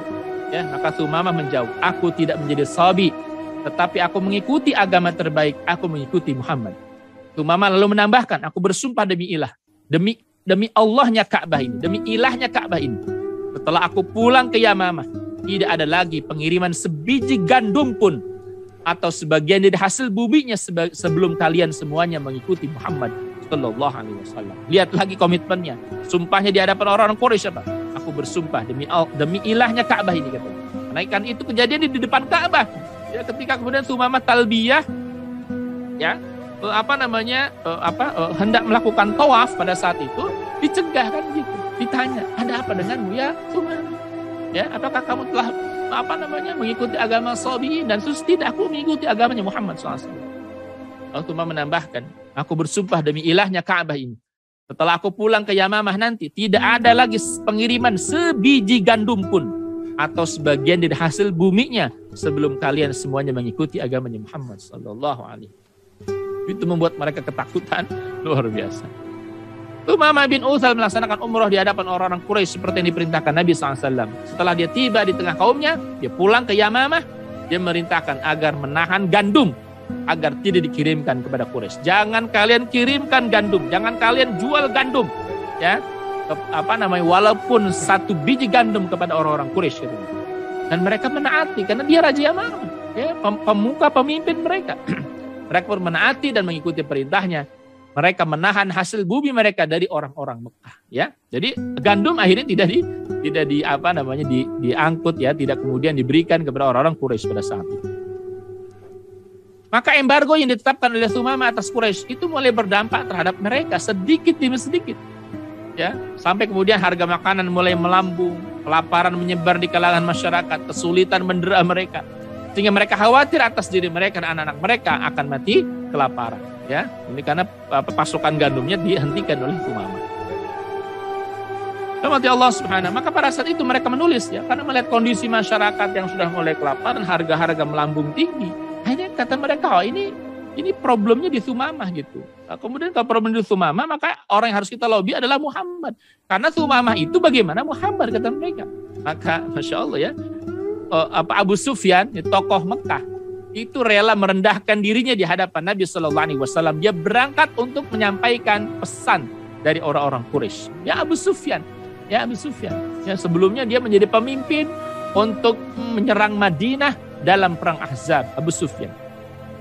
Sekarang kemudian merendahkan dirinya di hadapan Nabi Sallallahu Alaihi Wasallam sambil membawa surat, ya, sebagai pesan dari orang-orang musyrikin Quraisy pada saat itu. Apa isinya? Ya, isinya mengatakan kepada Nabi SAW, yang kami tahu ya Muhammad, tentangmu adalah bahwa engkau penyambung tali silaturahim dan memerintahkan untuk melakukannya, jadi menyambung tali silaturahim. Namun sekarang kamu telah memutuskan rahim-rahim kami. Kamu membunuh bapak kami dengan pedang, ya, pada perang perang Badar, lalu kemudian perang Uhud, ya. Dikatakan kami telah membunuh bapak-bapak kami dengan pedang dan kamu telah mematikan anak-anak dan kamu akan mematikan anak-anak kami dengan kelaparan. Thumamah bin Utsal telah memutus pengiriman gandum sehingga hal itu menyulitkan bagi kami. Jika kamu berkenan untuk menulis kepadanya agar dia mengirim apa yang kami perlukan, maka lakukanlah ya Muhammad. Jadi mereka mulai merendah di hadapan Nabi SAW. Lalu Nabi, ya, menyanggupi apa yang kemudian mereka minta. Lalu Nabi menulis surat kepada Thumamah agar mengirimkan kembali gandum kepada orang Quraisy. Maka Thumamah pun melakukannya. Artinya apa? Tidak lagi menghentikan, ya, tidak lagi mengembargo gandum, tapi kemudian memberikannya kepada orang-orang Quraisy. Nanti kita lihat apa hikmah yang kemudian dimiliki dari kasus ini. Apa pelajaran rahmat Allah dari masuk Islamnya Thumamah ibn Utsal al-Hanafi, orang yang kemudian tidak disengaja ditangkap oleh ekspedisi pasukan Nabi SAW, yakni Muhammad ibn Maslamah. Yang pertama rahmat Allah adalah perlakuan terbaik, ya, dari Rasul SAW terhadap para tawanan perang, ya, terlebih seseorang yang terpandang. Itu ternyata menjadi jalan hidayah bagi orang yang bernama Thumamah ibn Utsal al-Hanafi. Nah, ini juga menjadi contoh tentu teladan. Dalam Islam siapapun memang, ya, baik orang biasa apalagi orang terpandang itu betul-betul diperlakukan dengan sangat baik. Ini karena misi Islam adalah dakwah. Coba kalau yang menawan itu orang-orang musyrik, yang menawan itu orang-orang kafir, tidak ada orientasi dakwah, pasti tawanan itu diperlakukan dengan buruk. Buat apa melihara tawanan? Ya, hanya buang-buang makanan, hanya buang-buang uang. Mungkin mereka akan diperlakukan dengan buruk itu. Tapi tidak dengan Islam. Karena Islam orientasinya adalah dakwah. Jadi jihad pun orientasinya adalah dakwah. Bagaimana caranya orang sebanyak mungkin dia masuk Islam? Maka itu terjadi pada orang yang bernama Thumamah ibn Utsal al-Hanafi. Yang kedua, akidah Islam. Itu jika sudah tertanam dalam diri dan hati dan pikiran seorang, ternyata akan menjadikan seorang punya loyalitas dan pengorbanan yang sangat tinggi terhadap Islam. Kita tahu, ya, bahkan termasuklah mereka membela Islam dan Rasul Sallallahu Alaihi Wasallam. Thumamah itu mu'alaf, baru masuk Islam pada saat itu, belum hitungan bulan, masih hitungan hari. Tapi lihat komitmennya, pengorbanannya demi Islam luar biasa, keberaniannya, ya, di jalan Islam luar biasa. Nah, begitulah, ya, orang-orang kalau sudah tertanam dalam dirinya akidah Islam, maka dia akan mau berkorban apapun demi Islam. Ya. Yang ketiga, kekuatan politik dan ekonomi sebuah negara, bila khusus negara Islam, itu ternyata jelas-jelas akan mampu melemahkan kekuatan politik dan ekonomi negara kafir. Maka di sini relevansi yang dirahmati Allah, negara memang harus dilawan dengan negara. Gitu. Ya, negara harus dilawan dengan negara. Quraisy itu komunitas yang mirip sebuah negara. Madinah pun demikian gitu. Maka akan berjalan berjalan apple to apple kalau negara memang dilawan oleh negara. Yang mampu mengembargo ya sebuah negara gitu loh. Ya, sebagaimana misalnya Raja Yamama ini, Thumama itu mengembargo siapa? Mengembargo Quraisy itu karena dia punya kekuatan politik dan punya kekuatan ekonomi. Ya, sehingga kemudian Quraisy goyang pada saat itu. Jadi ini pelajaran juga bagi kita. Kalau untuk melemahkan negara Amerika misalnya, Eropa, ya maka kita pun umat Islam harus punya negara supaya berimbang kekuatannya begitu. Jangan kemudian negara dilawan oleh kelompok kecil ya, tidak apple to apple. Yang keempat rahmati Allah, ya, Rasulullah SAW merintahkan kepada Thumama untuk mengirimkan kembali gandum kepada Quraisy. Nah, mengingat dampaknya bukan hanya kepada orang-orang yang memerangi Islam. Kita tahu kan Quraisy itu musuh bebuyutannya Islam. Maksudnya mereka lah yang memusuhi Islam itu sangat keras. Kalau Rasul mau sebenarnya, Thumama, stop, ya, jangan izinkan sama sekali, walaupun hanya sebutir biji gandum. Rasul bisa melakukan itu. Tapi kenapa Rasul tidak melakukannya? Kenapa Rasul mengatakan kepada Thumama, ya kirim kembali gandum kepada mereka? Kenapa? Karena dampaknya bukan hanya kepada orang-orang yang memerangi Islam. Karena dampaknya bukan hanya kepada misalnya tokoh seperti Abu Sufyan, ya, tokoh seperti Abu Jahal misalnya, walaupun dia sudah mati begitu ya. Jadi bukan kepada tokoh-tokoh Quraisy, bukan kepada orang-orang yang musuh Islam, bukan. Tapi itu berdampak kepada perempuan, kepada anak-anak kecil, kepada bayi bahkan. Maka Rasul ini karena dalam hal perang sekalipun tidak boleh menyakiti, membunuh perempuan, anak-anak kecil. Maka dalam hal ini pun dipakai oleh Rasulullah SAW. Maka ketika mereka ya Muhammad, kamu kan kami kenal orang yang kuat menjalin silaturahmi. Kalau dulu kau membunuh bapak kami dengan pedang-pedangmu, ya, maka sekarang nih kalau engkau tetap membiarkan Thumamah mengembargo gandum buat kami, maka engkau akan membunuh anak-anak kami. Nah, masuk di akal. Maka Rasulullah SAW memerintahkan Thumamah, ya Thumamah, kirim lagi tuh gandum. Kenapa? Karena Rasul melihat bahwa dampaknya itu bukan hanya bagi bangsa Quraisy, maksudnya bagi tokoh-tokoh yang memerangi Islam, tapi terhadap anak-anak Quraisy yang boleh jadi nanti anak-anak itulah yang akan menjadi menjadi orang-orang Islam yang memiliki komitmen yang tinggi. Maka Rasul mengatakan kirim lagi gandum. Masya Allah. Itulah akhlak mulia Nabi SAW. Jadi kalau Rasul mau membumi hanguskan Quraisy, membuat mereka kelaparan, mudah saja, hentikan pasukan gandum, selesai. Tapi itu tidak dilakukan oleh Rasulullah Muhammad sallallahu alaihi wasallam. Alhamdulillah, ya. Baik, rahmati Allah Subhanahu wa taala, ya. Berikutnya ya adalah perang Bani As'ad. Tadi sudah dua ya, ketika Rasul menghukum mati Salam bin Abil Huqaiq, lalu kemudian perang Bani Bakar, ya, lalu kemudian bertemu dengan Thumamah, menangkap Thumamah. Nah, sekarang kemudian perang Bani As'ad. Bani As'ad adalah suku yang terlibat menyerang Madinah dalam perang Ahzab. Jadi salah satu suku yang terlibat dalam perang Ahzab. Ya, maka kemudian Rasul menghukum mereka. Maka Rasul mengutus orang yang bernama Ukasyah ibn Mihsan bersama 40 orang menuju Ghamar, sebuah nama sumur milik Bani As'ad. Ya. Pada bulan Rabiul Awal atau Rabiul Akhir tahun 6 Hijriah. Dan mengutus Rasulullah SAW mengutus Ukasyah karena berasal dari Bani As'ad. Jadi Rasul kenapa mengutus Ukasyah? Karena Ukasyah ini berasal dari Bani As'ad yang tentu lebih mengetahui seluk-beluk Bani As'ad. Ya. Maka ketika Ukasyah menyerang, ternyata di perkampungan tersebut sudah kosong, orangnya udah nggak ada. Hanya ada sekitar 10 orang saja gitu. Ya. Mereka lebih dulu lari karena mengetahui bahwa Rasulullah SAW akan menghukum siapapun orang dan suku yang terlibat menyerang Madinah. Jadi Bani Asad itu kosong ya, penduduknya sudah kosong. Nah ini Bani Asad di sekitar sini ya, posisi kedudukannya tidak jauh dari Yathrib ya, tidak jauh dari Madinah. Salah seorang dari orang yang ditawan itu mengatakan, 10 orang itu, salah itu mengatakan, maukah engkau aku tunjukkan tempat Bani Asad menyimpan hartanya? Karena di situ hartanya pun udah nggak ada.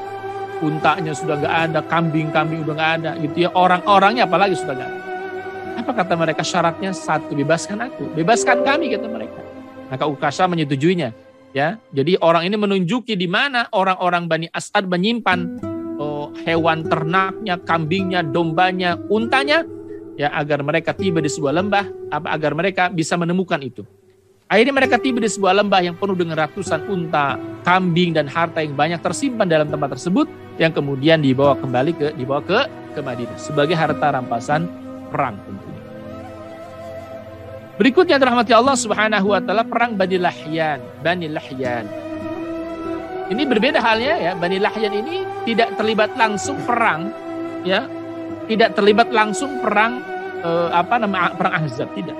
Tapi Bani Lahyan kita tahu adalah orang yang pernah mengkhianati 6 sampai 10 orang sahabat Nabi sallallahu alaihi wasallam. Ya. Jadi sebelumnya itu ada suku Abdul dan Qarah. Suku Abdul dan Qarah datang kepada Rasul, "Ya Rasulullah, kami ini ingin sebagian penduduk kami sudah masuk Islam," katanya. Dia berpura-pura demikian. "Utuslah kepada kami berapa orang dai, kepada berapa orang penghafal Quran." Maka dikirim Rasul 6 orang. Tetapi di tengah jalan atas permintaan Abdul dan Qarah, di perkampungan Hudzail, Bani Lahyan mengepung sahabat Nabi. Jadi motifnya uang memang ya. Dia ingin menangkap orang ini, menjualnya ke Quraisy gitu. Jadi Bani Lahyan ini kemudian mengepung sahabat Nabi. Sahabat Nabi lari ke atas bukit. Ya. Sebagian di antara mereka ditangkap, sebagian lagi melawan dan meninggal, wafat. Sebagian lagi ditangkap, ya karena kemudian dijanjikan sesuatu gitu. Ya. Sebagian lagi dibunuh Bani Lahyan, sebagian lagi dibunuh orang-orang Quraisy. Tragedi ini disebut dengan tragedi Ar-Raji karena terjadi di sebuah tempat yang bernama Ar-Raji. Jadi itulah pengkhianatan Bani Lahyan. Maka walaupun dia tidak terlibat dalam perang Ahzab, tapi dia pernah berkhianat untuk membunuh 6 orang sahabat Nabi SAW. Karena tempat mereka yang masuk wilayah Hijaz, ya, dan berbatasan dengan Mekah. Jadi ada Hijaz, ada Najd. Ini Hijaz itu diantaranya Mekah, Madinah itu Hijaz. Dan berbatasan dengan Mekah, awalnya Nabi tidak berniat memasuki wilayah tersebut karena itu merupakan wilayah yang dekat dengan musuh besar, yakni Quraisy gitu. Ya karena Rasul belum saatnya untuk kemudian untuk menaklukkan Quraisy, belum saatnya. Tetapi setelah Nabi melihat mental Bani Lahyan jatuh, maka beliau memutuskan menghukum Bani Lahyan tersebab tindakan mereka yang telah berkhianat membunuh para dai utusan Nabi sallallahu alaihi wasallam. Maka beliau pun keluar menuju mereka dengan 200 orang sahabat pada Rabiul Awal atau Jumadil Awal tahun 6 Hijriah. Dalam perang ini beliau menggunakan strategi ta'miyah, yakni beliau berpura-pura ingin menuju Syam agar musuh menjadi lengah. Jadi pura-puranya menuju wilayah Syam agar musuh menjadi lengah. Kemudian Rasulullah SAW percepat perjalanan hingga sampai di lembah Batni Ghurran, tempat di mana sahabat Nabi terbunuh. Di tempat itu tersebut Rasulullah SAW berdoa mohon rahmat, ya, mohonkan ampunan kepada sahabat-sahabat Nabi yang dibunuh tadi. Ternyata Bani Lahyan telah mendengar perihal kedatangan Nabi, hingga mereka pun lari ke puncak-puncak gunung. Karenanya beliau tidak menangkap seorang pun dari mereka. Beliau menetap di perkampungan Bani Lahyan selama sekitar 2 hari lamanya. Kemudian beliau pun pergi menuju Usfan dan mengutus 10 orang berkuda di antara 200 orang yang dipimpin oleh Abu Bakar Siddiq menuju Qura'il Ghamim, wilayah dekat Mekah. Itu malah masuk perbatasan Mekah, ya. Hal ini dilakukan agar dilakukan Nabi SAW agar Quraisy dan suku lainnya tidak menganggap remeh umat Islam. Jadi sengaja itu Rasul menunjukkan bahwa umat Islam itu kuat, kokoh, punya kekuatan. Termasuk nggak masalah diketahui oleh orang Quraisy supaya orang Quraisy pun tahu bahwa umat Islam itu masih kokoh, ya. Umat Islam itu masih punya kekuatan yang hebat, ya. Walaupun setelah dikepung 10.000 pasukan, ya, tapi itu menunjukkan bahwa Rasulullah SAW punya kekuatan yang hebat. Rahmati Allah Subhanahu wa taala. Yang berikutnya adalah perang Dziqard, ya, perang Dziqard. Ini untuk apa? Untuk diantaranya menyerang orang-orang suku Ghatafan.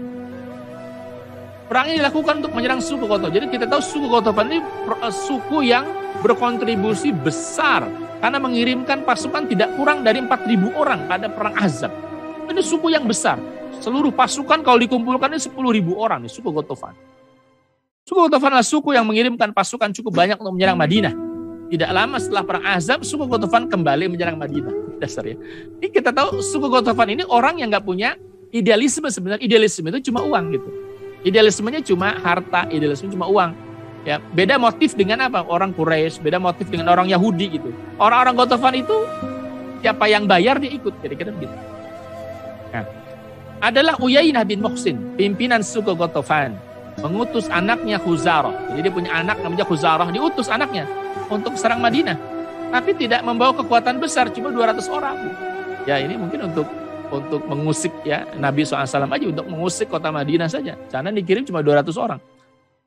Umat Islam nggak tahu akan ada serangan musuh, sementara Khuza'ah pun tidak berani masuk ke kota Madinah gitu ya, karena pasukannya cuma 200 orang. Nah, tapi di perkebunan kurma di pinggiran kota Madinah, dia melihat petani kurma bersama dengan istrinya sedang istirahat dan makan siang.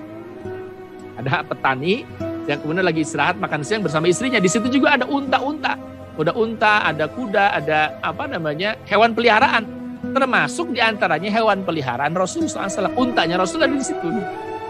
Tanpa pikir panjang, Khuzarah ini anaknya pimpinan Ghatafan, ya, itu kemudian menyerang dan membunuh si petani kurma tadi. Jadi satu orang petani dibunuh, dan istrinya dibawa lari, ya, termasuk juga dengan kuda-kuda, unta-unta dibawa oleh mereka begitu. Termasuk di situ ada untanya Nabi SAW.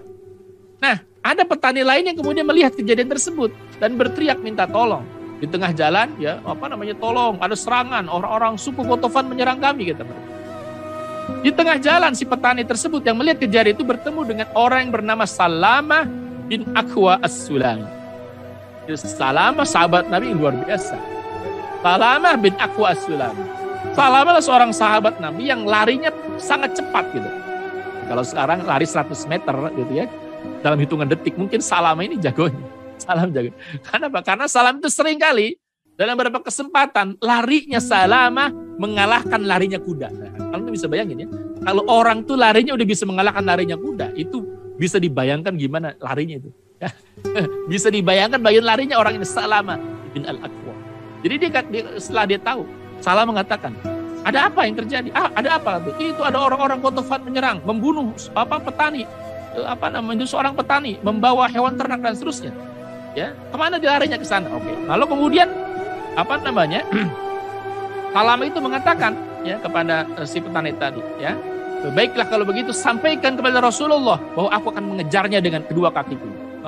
Padahal suku Ghatafan dengan 200 orang itu dia bawa kuda, bawa unta. Itu kata Salamah, sampaikan kepada Nabi SAW bahwa aku akan mengejarnya dengan kedua kakiku. Dikejar oleh Salamah. Ya, apa yang terjadi rahmat Allah? Dengan kecepatan kakinya, Salamah berhasil menyusul 200 pasukan berkuda suku Ghatafan. Itu bisa bayangin, pasukan berkuda, lari itu ya, dengan kecepatan yang cukup tinggi begitu ya, dikejar oleh Salamah bin Al-Aqwa, terkejar. Ya. Nah, tapi maksud dari Salamah itu menghambat pasukan musuh, karena Salamah tahu bahwa Nabi pasti tahu. Ya, Nabi pasti akan menghimpun kekuatan. Maka tugasnya Salamah bin Al-Aqwa untuk memperlambat lajunya musuh untuk kabur dia. Untuk menghambat lajunya musuh, Salamah menggunakan strategi hit and run. Ya, yaitu serang dan lari. Jadi dia menyerang, dia lempar anak panah, dikejar, dia lari gitu. Dan nggak takut terkejar karena larinya Salamah nggak akan terkejar oleh kuda. Itu bisa bayangin. Ya, jadi Salamah itu udah pasukan terlihat 200 orang pasukan dilempar pakai anak panah. Ya, kan marah tuh ya, dia dikejar oleh kuda, Salamah lari lagi, nggak terkejar juga oleh kuda. Itu bisa bayangin. Kalau kita mungkin udah luar biasa ya, 200 pasukan berkuda ya. Salamah lempar lagi anak panah dari kejauhan ya, sekian puluh meter, sekian ratus meter, kena mereka ya. Mereka marah mengejar Salamah, dia lari lagi, dikejar sama kuda, nggak terkejar lagi. Dari kejauhan Salamah memanahi 200 pasukan berkuda, dan ketika dikejar oleh pasukan berkuda, Salamah berlari dan tidak terkejar. Itu dilakukan berulang-ulang oleh Salamah untuk menghambat kaburnya pasukan musuh.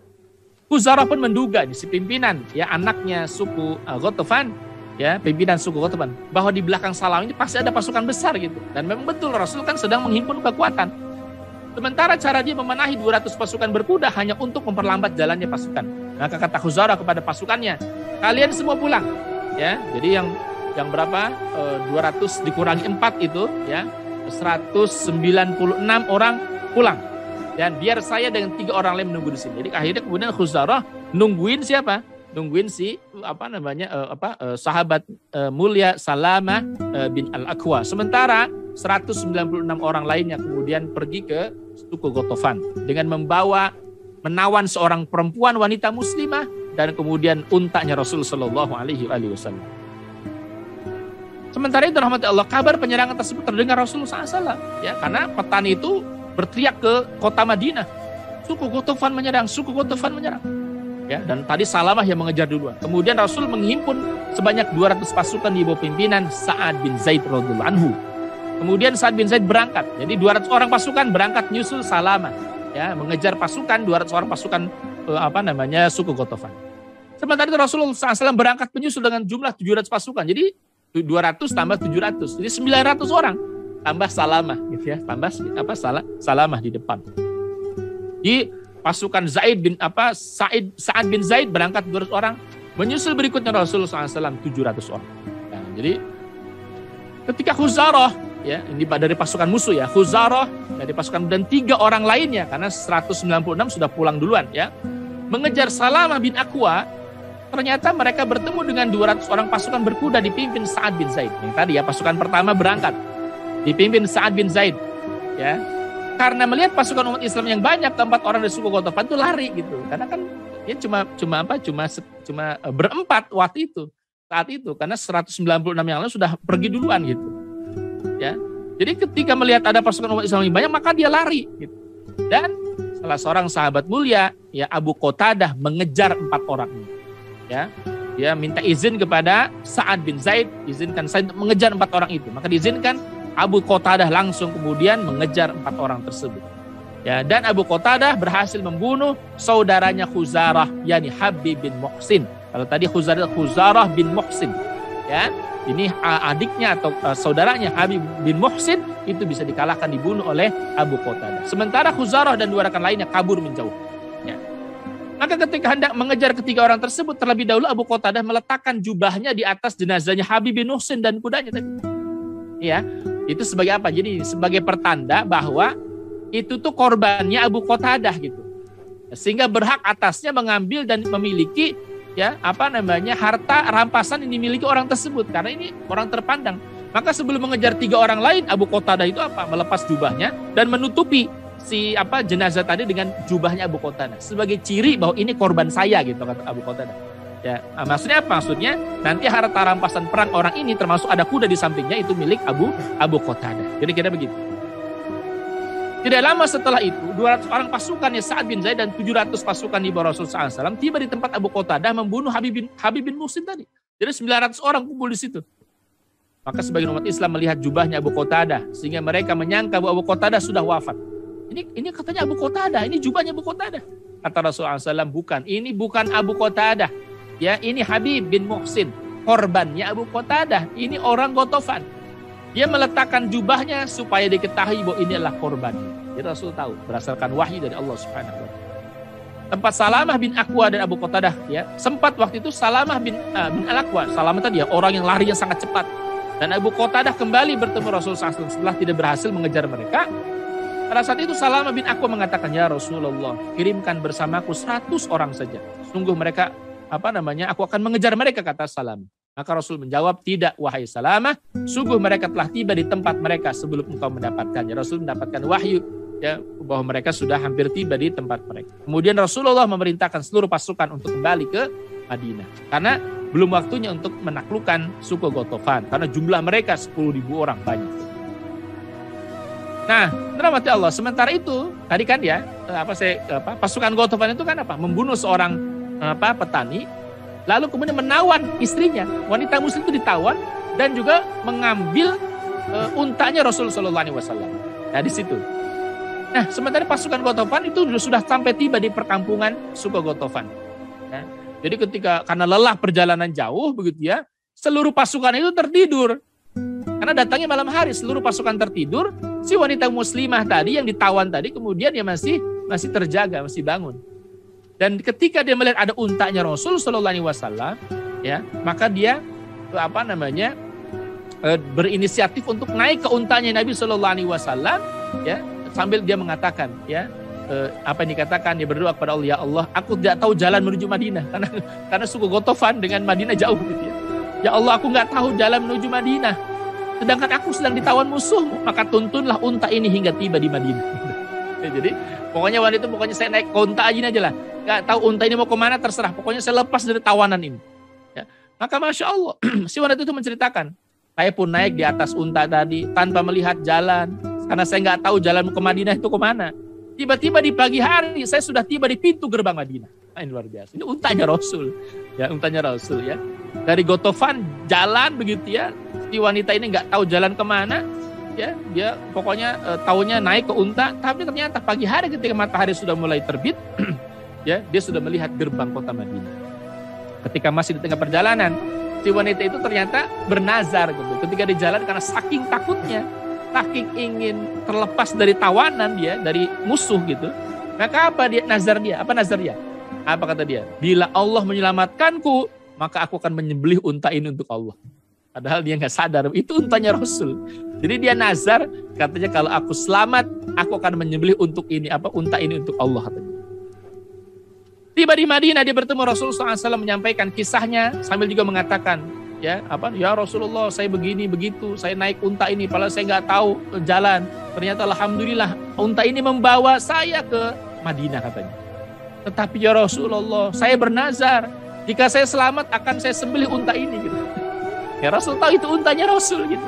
Kata Nabi SAW, sungguh buruk balasanmu untuk unta ini, kata Rasul. Dengan izin Allah dia telah menyelamatkanmu, lalu engkau menyembelihnya, kata Rasul. Lalu bagaimana engkau menazarkan sesuatu yang engkau tidak milikinya gitu. Ini kan unta milikku, kata Rasul, bukan unta milikmu gitu. Ya. Ini juga sekaligus pelajaran ya. Kalau antum atau kita bernazar untuk sesuatu, maka bernazarlah untuk suatu hal yang kita miliki gitu.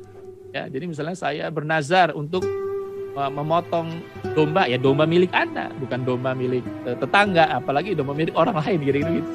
Jadi menjadi pelajaran. Ya Rasul mengingatkan seperti itu. Kalau bernazar, bernazarlah dengan sesuatu yang kita miliki, bukan milik orang lain gitu. Rahmati Allah, nice. Ini karena sudah 6:30 ya, nah, karena berikutnya ada perang-perang kecil.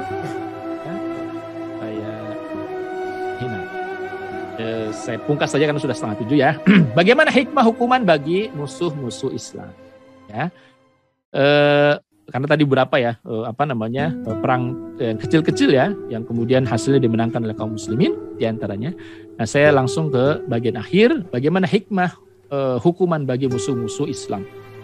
Yang pertama, rahmati Allah, siapapun, baik personal, orang per orang maupun kabilah, kelompok, negara, itu harus dikenakan sanksi yang tegas jika mereka memusuhi Islam, terlebih jika mereka melakukan langkah nyata menyerang secara fisik, ya termasuk misalnya memprovokasi, mendanai, ya menjadi sponsor, termasuk di dalamnya. Hukuman tersebut dilakukan agar timbul efek jera, sehingga tidak ada lagi yang memusuhi Islam dan menyerang umat Islam. Dia makanya Rasul mendatangi, mengirim sekian puluh orang sahabat, itu sekaligus menjadi sinyal jangan main-main dengan Islam. Sekaligus menjadi sinyal jangan main-main dengan daulah Islam, dengan negara Islam, jangan main-main. Dan supaya orang itu tidak memperlakukan umat Islam dengan perlakuan yang buruk gitu loh. Ya karena sehingga mereka melihat ketika mereka melihat umat Islam itu punya kekuatan, punya izzah gitu.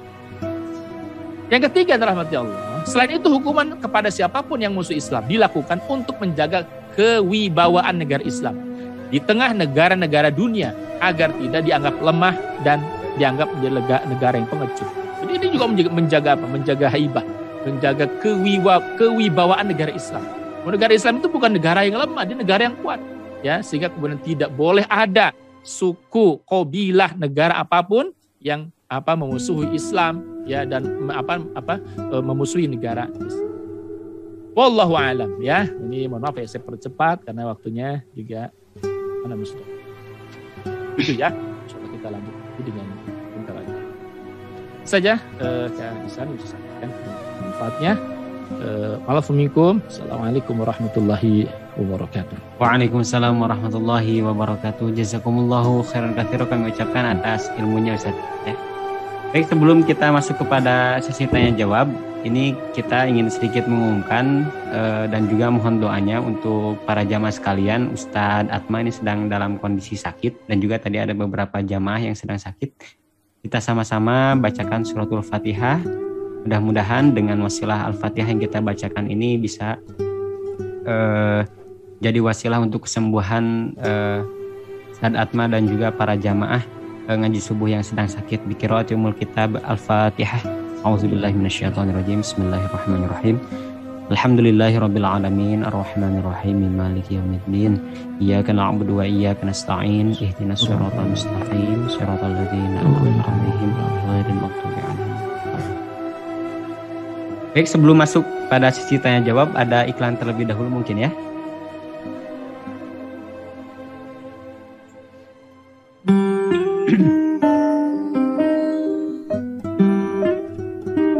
Audionya Ustaz.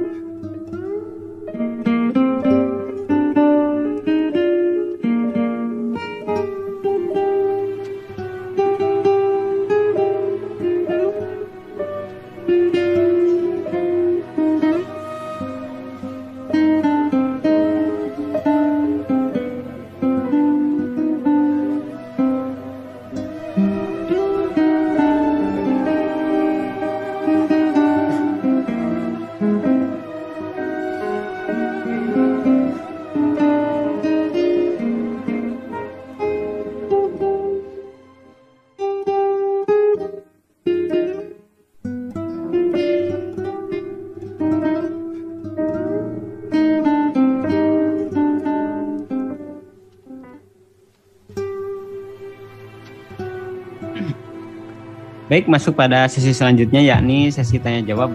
Ustadz, ada yang bertanya Ustadz dari jamaah, mungkin ini masih ada keterkaitannya dengan perang Khandaq mungkin Ustadz ya. Yang jadi di perang Khandaq kemarin itu parit yang sudah dibuat apakah ditimbun kembali Ustadz? Ada pertanyaan di ruang YouTube tadi. Ya, kalau antum sekarang ke Madinah misalnya sudah tidak lagi ditemukan itu paritnya karena jelas ini kan mengganggu ya. Itu kan ditujukan untuk menghalau siapapun yang masuk kota Madinah gitu. Maka kalau parit itu masih ada, orang nggak akan bisa masuk kota Madinah gitu. Maka kemudian setelah itu memang ditutup ya. Tentu setelah betul-betul dipastikan kondisi aman ya. Pada saat itu setelah betul-betul dipastikan kondisinya aman, maka kemudian parit itu tidak lagi digunakan gitu. Karena tujuannya pun diantaranya untuk menghalau pasukan Ahzab ya. Apalagi sekarang sama sekali nggak bisa kita temukan itu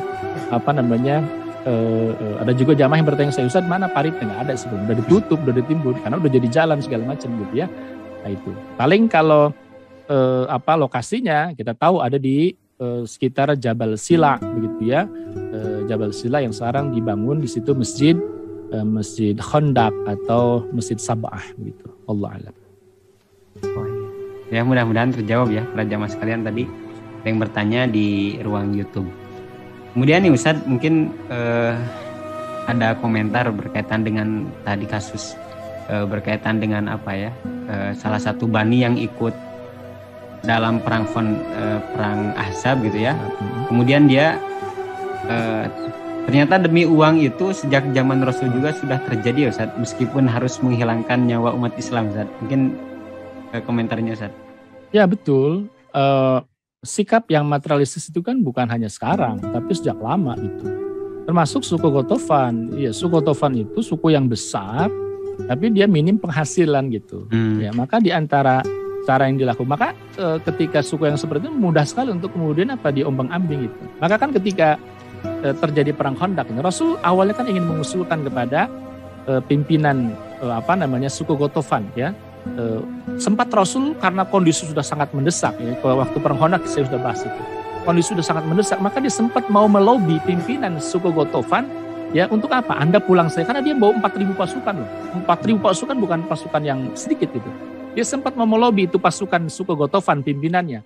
Bagaimana kalau Anda pulang saja dari Madinah? Rasul menawarkan nanti ya penghasilan kurma kami 1/3 atau setengahnya kami berikan kepadamu gitu selama sekian lama gitu ya, selama sekian bulan atau selama sekian tahun gitu. Lalu kemudian sebelum mengajukan itu Rasul tanya dulu pada sahabat ya, Sa'ad bin Mu'ad ya, Sa'ad bin Ubadah, bagaimana berpendapatmu kalau saya tawarkan ini kepada mereka? Karena Rasul tahu dia pasti goyang gitu. Beda kalau ditawarkan kepada Quraisy pasti gak akan mau gitu. Karena motifnya kan bukan lagi harta gitu, bukan cuma sekedar harta kalau Quraisy, karena dendam yang luar biasa gitu. Kalau Quraisy begitu, termasuk orang Yahudi gak akan mau disogok pada saat itu ya. Karena apa? Karena dia punya harta yang jauh lebih banyak gitu. Nah, suku Gotofan ini memungkinkan untuk disuap gitu. Karena dia pun berangkat ke situ karena disupport oleh orang Yahudi. Yahudi mendanai, Yahudi ngasih uang, Yahudi ngasih support. Kalau sekarang ngasih transportasi, dikasih amplop gitu kan. Ya betul itu dikasih orang Yahudi Suku Ghatafan. Maka Rasul menyiasatinya gimana kalau saya tawarkan kepada dia hasil bumi tanah Madinah ya seperempat, setengah ya kepada misalnya suku Ghatafan. Tapi sebelum itu karena yang punya perkebunan itu orang-orang Madinah, suku Aus Khazraj ya, Sa'ad bin Ubadah dan Sa'ad bin Mu'ad dia tawarkan. Bagaimana menurut pendapat kalau saya tawarkan ini kepada suku Ghatafan? Kata mereka jangan ya Rasulullah. Ya, sebelumnya mereka bertanya ini wahyu atau bukan? Kata Rasul bukan. Ya ini cuma tawaran saya strategi supaya mereka pulang dari mundur dari peperangan ini. Kata mereka tidak ya Rasulullah. Dulu pun sebelum kami masuk Islam, mereka makan kurma itu harus membeli atau kami sediakan buat mereka. Kami suguhi mereka sebagai tamu. Maka sekarang setelah Islam ada dalam dada kami tidak rela memberikan itu percuma ya, cuma-cuma kepada mereka. Ya enggak, ya tidak sudi saya Rasulullah. Akhirnya udah Rasul tidak menawarkan itu kepada suku Ghatafan. Jadi itu peluang yang Rasulullah SAW lakukan. Karena suku Ghatafan di antara suku yang bergabung dalam pasukan Ahzab memang karena didanai. Ya karena ada sponsornya. Siapa sponsornya? Orang Yahudi. Allah. Baik Ustaz. Kemudian ada pertanyaan selanjutnya nih Ustaz. Di sini bertanya, dulu ketika Islam itu diterapkan, maka kekuatan Islam itu benar-benar ditakuti musuh-musuh Islam Ustaz.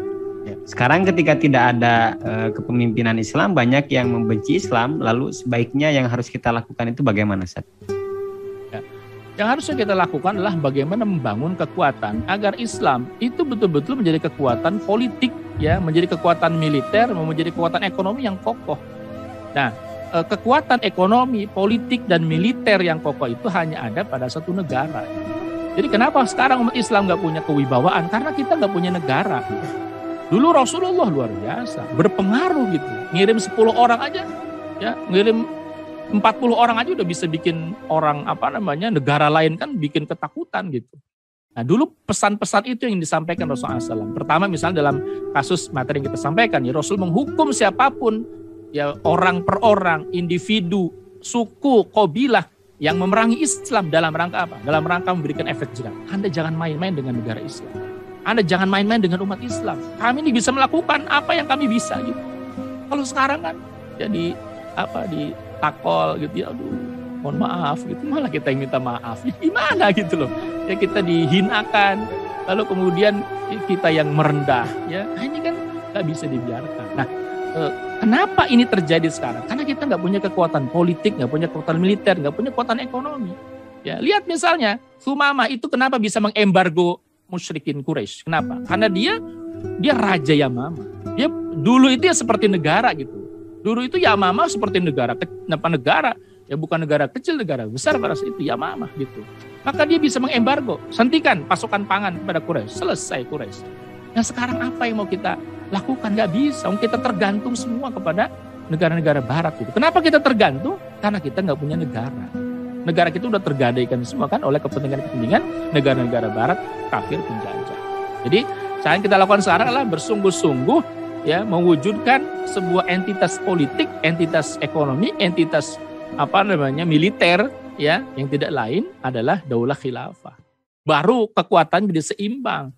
Yang kalau saya bilang tadi apple to apple tuh di situ gitu. Kalau sekarang bukan apple to apple ya, apa istilahnya itu? Strawberry to apple gitu. Nggak seimbang. Allah. Baik Ustaz, ini ada pertanyaan selanjutnya berkaitan dengan dakwah terhadap tahanan gitu Ustaz. Tawanan perang ini kalau misalnya zaman sekarang itu Ustaz, dakwah di penjara itu bagaimana katanya? Ada yang bertanya. Ya, nah tentu case-nya berbeda ya. Di penjara itu kan posisinya kan kita sama-sama di penjara. Atau ya itu sah-sah saja, boleh-boleh saja gitu, oke-oke saja. Tapi konteks tawanan Rasul itu betul Rasul yang menawan gitu. Rasul yang menawan, bukan kemudian pada posisi sama-sama ditawan kan gitu. Kalau di penjara kan sekarang gitu ya, sama-sama di penjara gitu ya.